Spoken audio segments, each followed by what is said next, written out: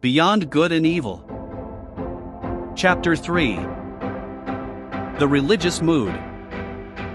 The human soul and its limits, the range of man's inner experiences hitherto attained, the heights, depths, and distances of these experiences, the entire history of the soul up to the present time, and its still unexhausted possibilities, this is the preordained hunting domain for a born psychologist and lover of a big hunt. But how often must he say despairingly to himself, a single individual? Alas, only a single individual. And this great forest, this virgin forest. So he would like to have some hundreds of hunting assistants, and fine trained hounds, that he could send into the history of the human soul, to drive his game together. In vain, again and again he experiences, profoundly and bitterly, how difficult it is to find assistants and dogs for all the things that directly excite his curiosity. The evil of sending scholars into new and dangerous hunting domains, where courage, sagacity, and subtlety in every sense are required, is that they are no longer serviceable just when the big hunt, and also the great danger commences. It is precisely then that they lose their keen eye and nose. In order, for instance, to divine and determine what sort of history the problem of knowledge and conscience has hitherto had in the souls of homines religiosi, a person would perhaps himself have to possess as profound, as bruised, as immense an experience as the intellectual conscience of Pascal, and then he would still require that widespread heaven of clear, wicked spirituality, which, from above, would be able to oversee, arrange, and effectively formalize this mass of dangerous and painful experiences. But who could do me this service? And who would have time to wait for such servants? They evidently appear too rarely, they are so improbable at all times. Eventually one must do everything oneself in order to know something, which means that one has much to do, but a curiosity like mine is once for all the most agreeable of vices. Pardon me. I mean to say that the love of truth has its reward in heaven, and already upon earth. Faith, such as early Christianity desired, and not infrequently achieved in the midst of a skeptical and southerly free-spirited world, which had centuries of struggle between philosophical schools behind it and in it, counting besides the education in tolerance which the Imperium Romanum gave. This faith is not that sincere, austere slave faith by which perhaps a Luther or a Cromwell, or some other northern barbarian of the spirit remained attached to as God and Christianity. It is much rather the faith of Pascal, which resembles in a terrible manner a continuous suicide of reason, a tough, long-lived, worm-like reason, which is not to be slain at once and with a single blow. The Christian faith, from the beginning, is sacrifice, the sacrifice of all freedom, all pride, all self-confidence of spirit. It is at the same time subjection, self-derision, and self-mutilation. There is cruelty and religious fanaticism in this faith, which is adapted to a tender, many-sided, and very fastidious conscience. It takes for granted that the subjection of the spirit is indescribably painful, that all the past and all the habits of such a spirit resist the absurdissimum, in the form of which faith comes to it.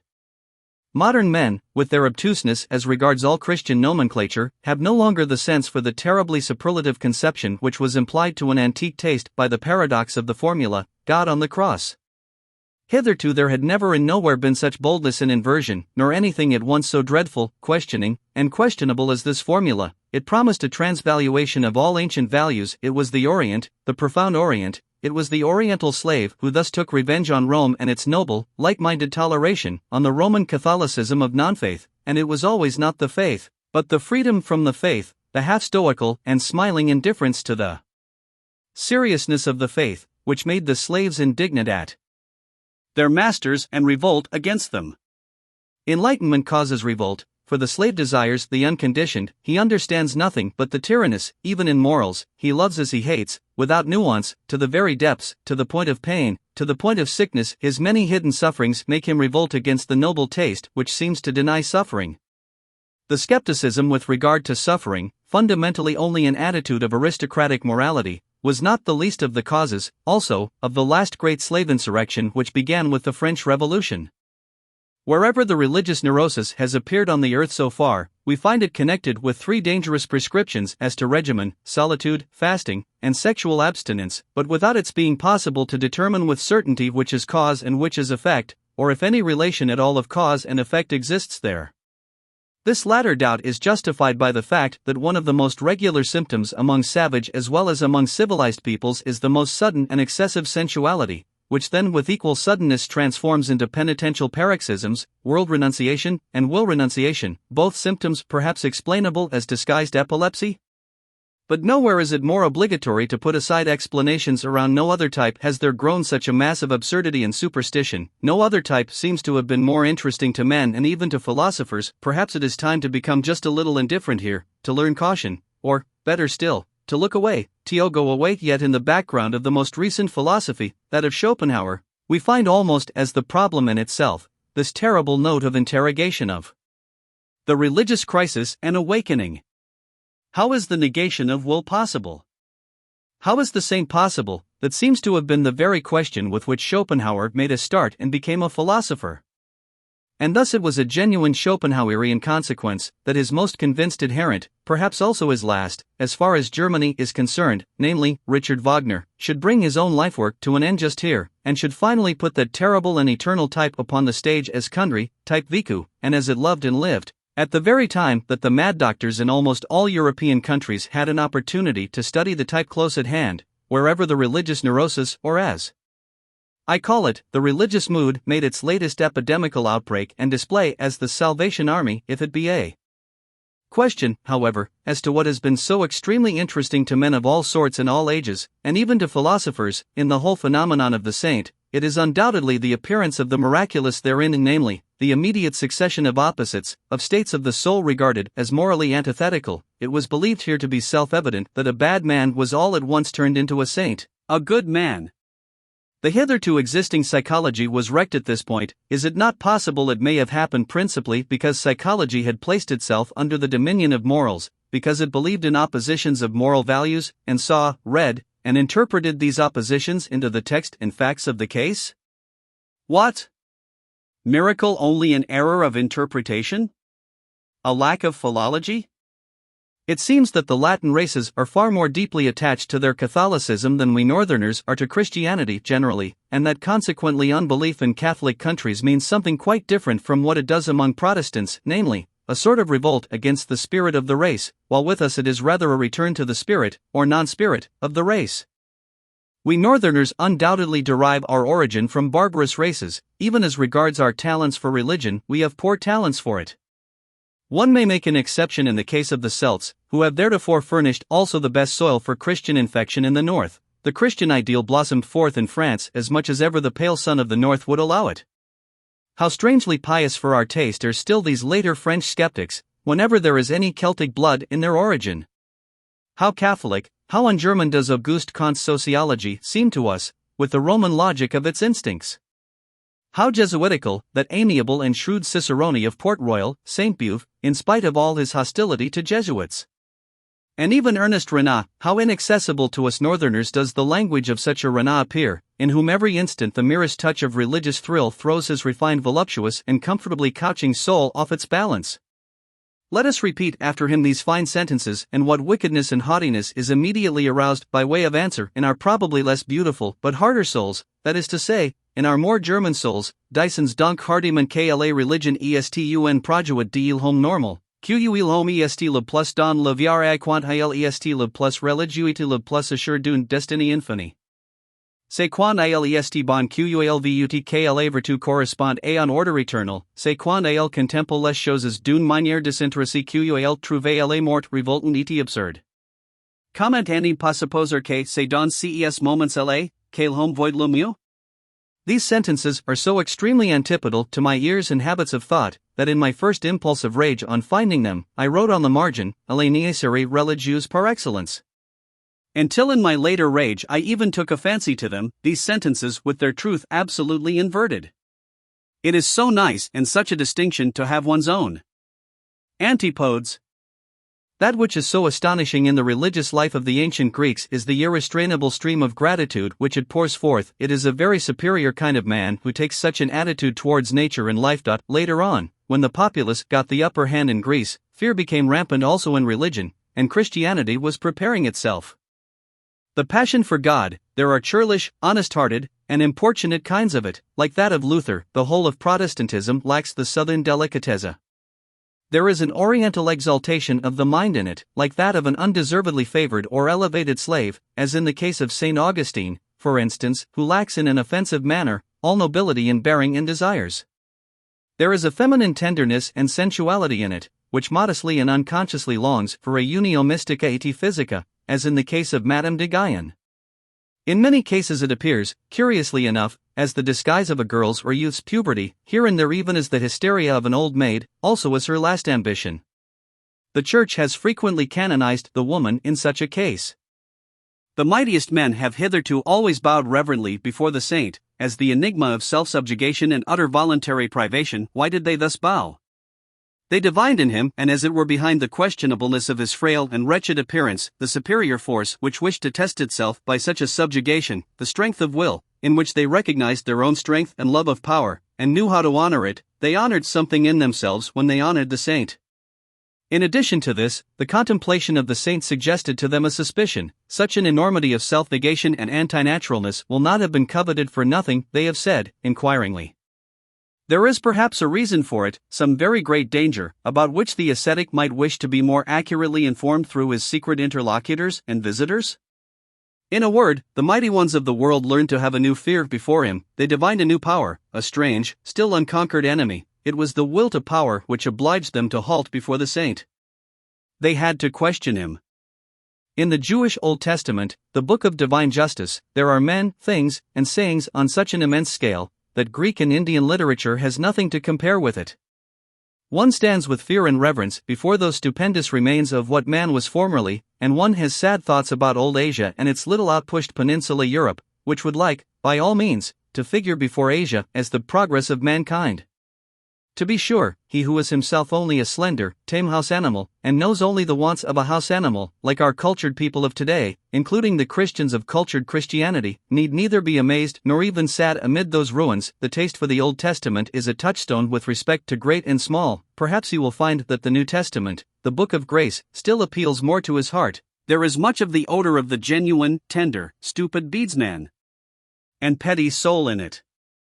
To have bound up this New Testament, a kind of rococo of taste in every respect, along with the Old Testament into one book, as the Bible, as the book in itself, is perhaps the greatest audacity and sin against the spirit which literary Europe has upon its conscience. Why atheism nowadays?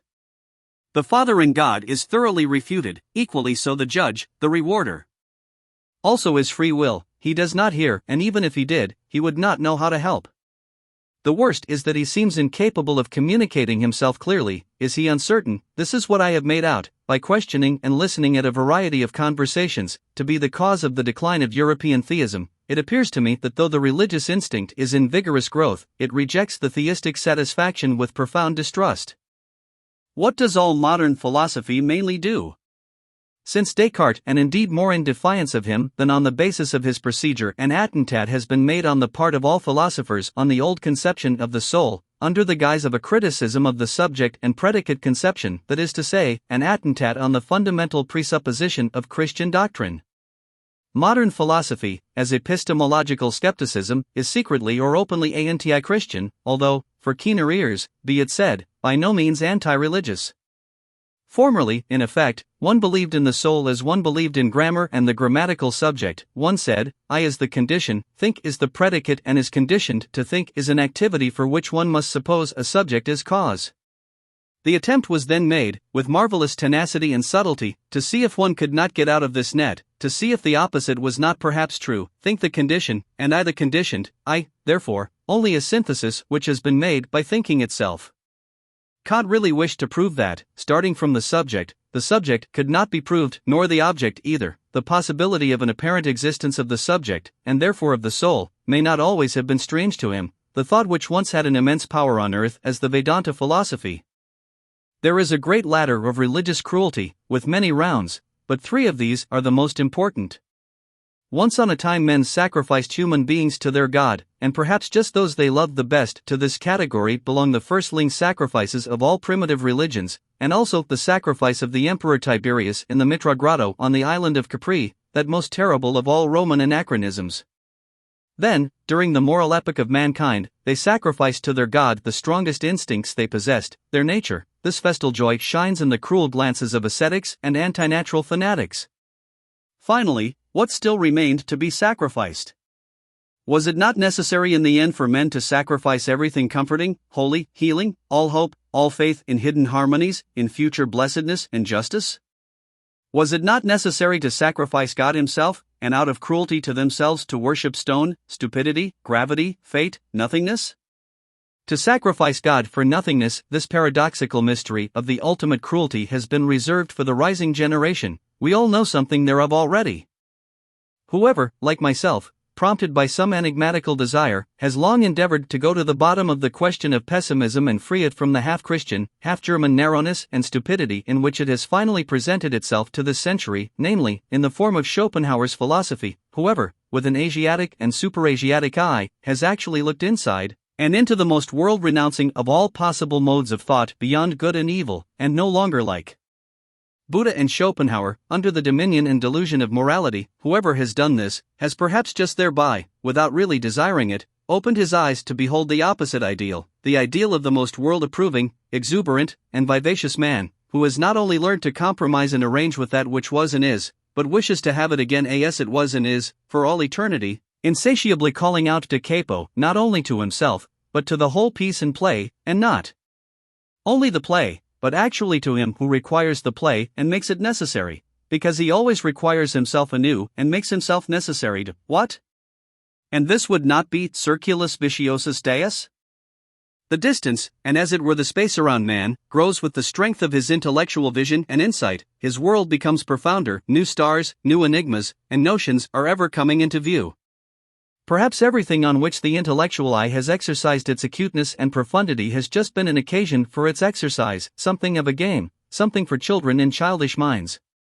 Perhaps the most solemn conceptions that have caused the most fighting and suffering, the conceptions God and sin, will one day seem to us of no more importance than a child's plaything where a child's pain seems to an old man, and perhaps another plaything and another pain will then be necessary once more for the old man always childish enough, an eternal child. Has it been observed to what extent outward idleness, or semi-idleness, is necessary to a real religious life, alike for its favorite microscopic labor of self-examination, and for its soft placidity called prayer, the state of perpetual readiness for the coming of God, I mean the idleness with a good conscience, the idleness of olden times and of blood, to which the aristocratic sentiment that work is dishonoring, that it vulgarizes body and soul, is not quite unfamiliar? And that consequently the modern, noisy, time-engrossing, conceited, foolishly proud laboriousness educates and prepares for unbelief more than anything else?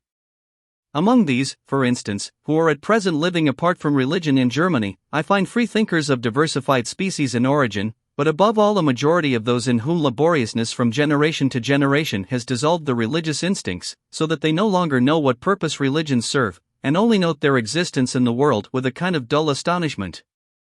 They feel themselves already fully occupied, these good people, be it by their business or by their pleasures, not to mention the fatherland, and the newspapers, and their family duties. It seems that they have no time whatever left for religion, and above all, it is not obvious to them whether it is a question of a new business or a new pleasure, for it is impossible, they say to themselves, that people should go to church merely to spoil their tempers. They are by no means enemies of religious customs, should certain circumstances, state affairs perhaps, require their participation in such customs, they do what is required, as so many things are done, with a patient and unassuming seriousness, and without much curiosity or discomfort. They live too much apart and outside to feel even the necessity for a for or against in such matters. Among those indifferent persons may be reckoned nowadays the majority of German Protestants of the middle classes, especially in the great laborious centers of trade and commerce, also the majority of laborious scholars, and the entire university personnel, with the exception of the theologians, whose existence and possibility there always gives psychologists new and more subtle puzzles to solve. On the part of pious, or merely church-going people, there is seldom any idea of how much goodwill, one might say arbitrary will, is now necessary for a German scholar to take the problem of religion seriously. His whole profession, and as I have said, his whole workmanlike laboriousness, to which he is compelled by his modern conscience, inclines him to a lofty and almost charitable serenity as regards religion, with which is occasionally mingled a slight disdain for the uncleanliness of spirit which he takes for granted wherever anyone still professes to belong to the church. It is only with the help of history, not through his own personal experience, therefore, that the scholar succeeds in bringing himself to a respectful seriousness, and to a certain timid deference in presence of religions, but even when his sentiments have reached the stage of gratitude towards them, he has not personally advanced one step nearer to that which still maintains itself as church or as piety, perhaps even the contrary. The practical indifference to religious matters in the midst of which he has been born and brought up, usually sublimates itself in his case into circumspection and cleanliness, which shuns contact with religious men and things, and it may be just the depth of his tolerance and humanity which prompts him to avoid the delicate trouble which tolerance itself brings with it. Every age has its own divine type of naivete, for the discovery of which other ages may envy it, and how much naivete. Adorable, childlike, and boundlessly foolish naivete is involved in this belief of the scholar in his superiority, in the good conscience of his tolerance, in the unsuspecting simple certainty with which his instinct treats the religious man as a lower and less valuable type, beyond, before, and above which he himself has developed. He, the little arrogant dwarf and mobman, the sedulously alert, head-in-hand drudge of ideas, of modern ideas. Whoever has seen deeply into the world has doubtless divined what wisdom there is in the fact that men are superficial. It is their preservative instinct which teaches them to be flighty, lightsome, and false.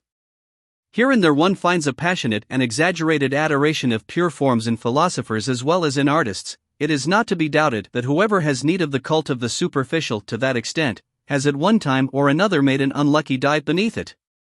Perhaps there is even an order of rank with respect to those burnt children, the born artists who find the enjoyment of life only in trying to falsify its image, as if taking wearisome revenge on it. One might guess to what degree life has disgusted them, by the extent to which they wish to see its image falsified, attenuated, ultrified, and deified. One might reckon the homines religiosi among the artists, as their highest rank.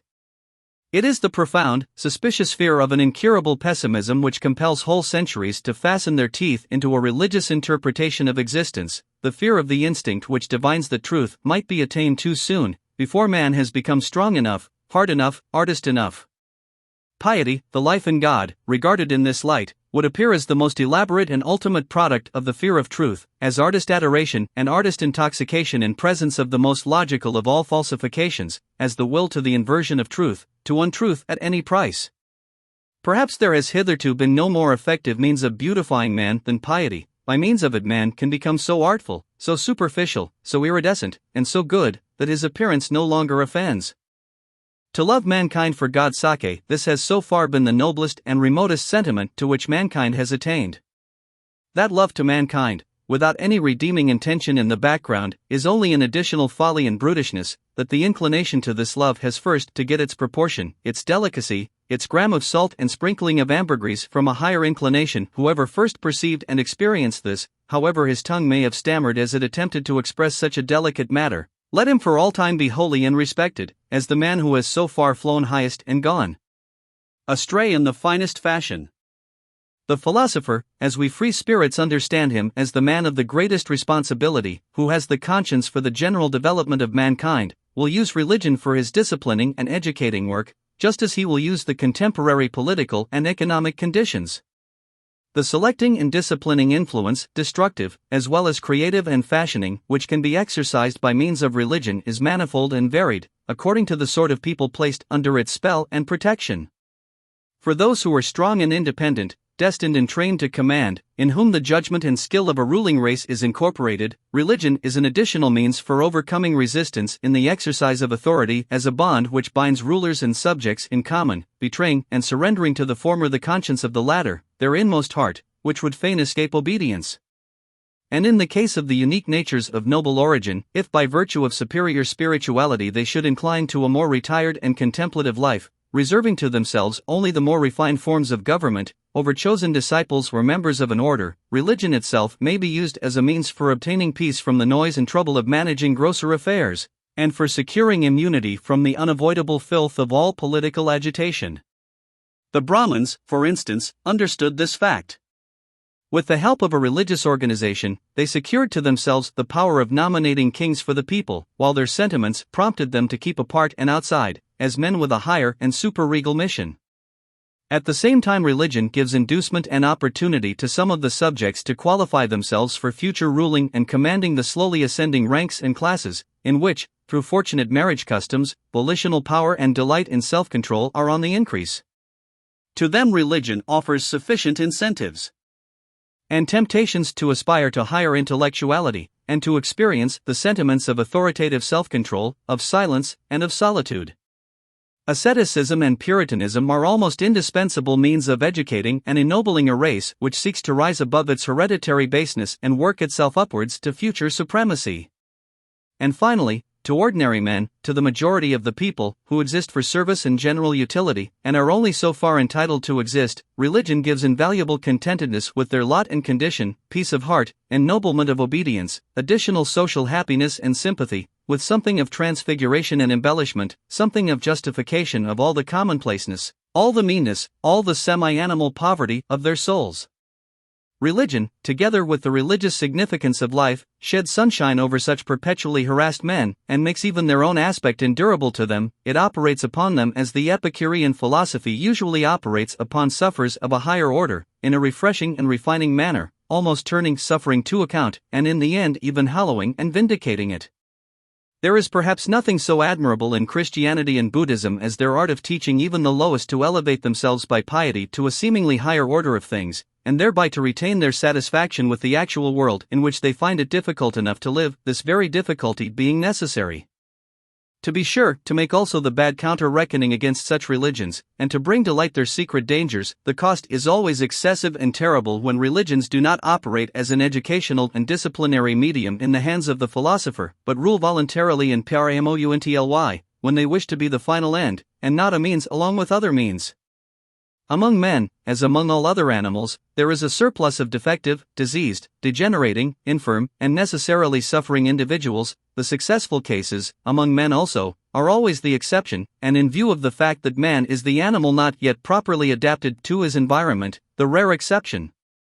But worse still, the higher the type a man represents, the greater is the improbability that he will succeed. The accidental, the law of irrationality in the general constitution of mankind, manifests itself most terribly in its destructive effect on the higher orders of men, the conditions of whose lives are delicate, diverse, and difficult to determine. What, then, is the attitude of the two greatest religions above mentioned to the surplus of failures in life? They endeavor to preserve and keep alive whatever can be preserved. In fact, as the religions for sufferers, they take the part of these upon principle. They are always in favor of those who suffer from life as from a disease, and they would fain treat every other experience of life as false and impossible. However highly we may esteem this indulgent and preservative care, inasmuch as in applying to others, it has applied, and applies also to the highest and usually the most suffering type of man, the hitherto paramount religions, to give a general appreciation of them, are among the principal causes which have kept the type of man upon a lower level. They have preserved too much that which should have perished. One has to thank them for invaluable services, and who is sufficiently rich in gratitude not to feel poor at the contemplation of all that the spiritual men of Christianity have done for Europe hitherto. But when they had given comfort to the sufferers, courage to the oppressed and despairing, a staff and support to the helpless, and when they had allured from society into convents and spiritual penitentiaries the broken-hearted and distracted, what else had they to do in order to work systematically in that fashion, and with a good conscience, for the preservation of all the sick and suffering, which means, in deed and in truth, to work for the deterioration of the European race? To reverse all estimates of value, that is what they had to do. And to shatter the strong, to spoil great hopes, to cast suspicion on the delight in beauty, to break down everything autonomous, manly, conquering, and imperious, all instincts which are natural to the highest and most successful type of man, into uncertainty, distress of conscience, and self-destruction, forsooth, to invert all love of the earthly and of supremacy over the earth, into hatred of the earth and earthly things. That is the task the Church imposed on itself, and was obliged to impose, until, according to its standard of value, unworldliness, unsensuousness, and higher man fused into one sentiment. If one could observe the strangely painful, equally coarse and refined comedy of European Christianity with the derisive and impartial eye of an Epicurean God, I should think one would never cease marveling and laughing. Does it not actually seem that some single will has ruled over Europe for 18 centuries in order to make a sublime abortion of man? He, however, who, with opposite requirements, no longer Epicurean, and with some divine hammer in his hand, could approach this almost voluntary degeneration and stunting of mankind, as exemplified in the European Christian, Pascal, for instance, would he not have to cry aloud with rage, pity, and horror, "Oh, you bunglers, presumptuous pitiful bunglers, what have you done? Was that a work for your hands? How you have hacked and botched my finest stone! What have you presumed to do? I should say that Christianity has hitherto been the most portentous of presumptions. Men, not great enough, nor hard enough, to be entitled as artists to take part in fashioning man, men, not sufficiently strong and far-sighted to allow, with sublime self-constraint, the obvious law of the thousandfold failures and perishings to prevail, men, not sufficiently noble to see the radically different grades of rank and intervals of rank that separate man from man, such men, with their equality before God, have hitherto swayed the destiny of Europe, until at last a dwarfed, almost ludicrous species has been produced, a gregarious animal, something obliging, sickly, mediocre, the European of the present day.